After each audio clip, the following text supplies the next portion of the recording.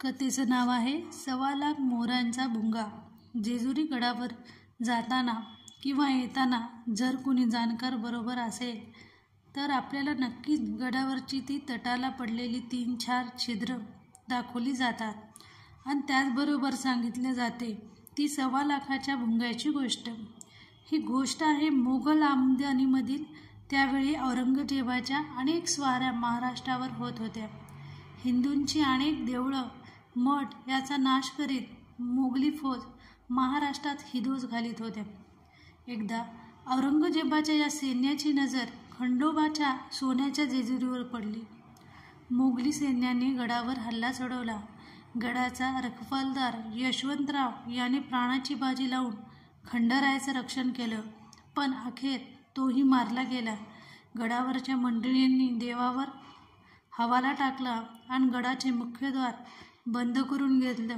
सैन्याने महाद्वार फोडण्याचा प्रयत्न केला, पण यश येईना। अखेर गडाला सुरुंग लावायचे ठरले। तटाला छिद्र पाडून त्यात दारू ठसण्यात आली। आता केवळ बत्ती लावली की झालं। सुरुंग उडणार, तट पडणार, सैन्य घसरणार। गडावरच्या मंडळींनी खंडरायाकडे धाव घेतली। देवाला देवाचाच रक्षणाची आण घातली। टेंभा पेटवला गेला। सुरुंगाची वाट ठीक करण्यात आली। आता वातीला अग्नी लावणार। तोच त्या छिद्रामधून 1-2 नव्हे तर शेकडो लाखो भुंगे बाहेर पडले। त्या लाखो भुंग्यांनी मोगली सैन्यावर हल्ला केला। त्यांनी सैन्याला चावायला सुरुवात केली। त्या अनपेक्षित हल्ल्याने सैन्याची पळापळ झाली।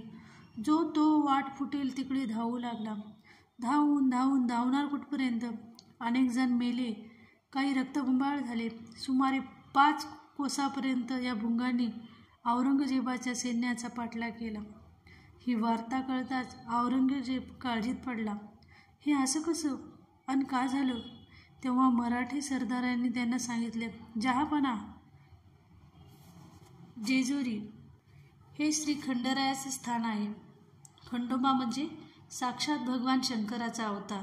हे दैवत फार कडक, त्याच्यावर तुम्ही आक्रमण करायचा प्रयत्न केला, त्याचा हा परिणाम। आता त्या श्री खंडरायाच्या कोपापासून वाचण्यासाठी काही नवस बोला। तोबा तोबा म्हणत औरंगजेबाने कान पकडले। मनोमन खंडरायाची क्षमा मागितली। हे भगवान, भुंग्याचे संकट निवारण करा। मी 1.25 लाख रुपये किमतीचा सोन्याचा भुंगा तुला अर्पण करीन, असा नवसही केला। झालं।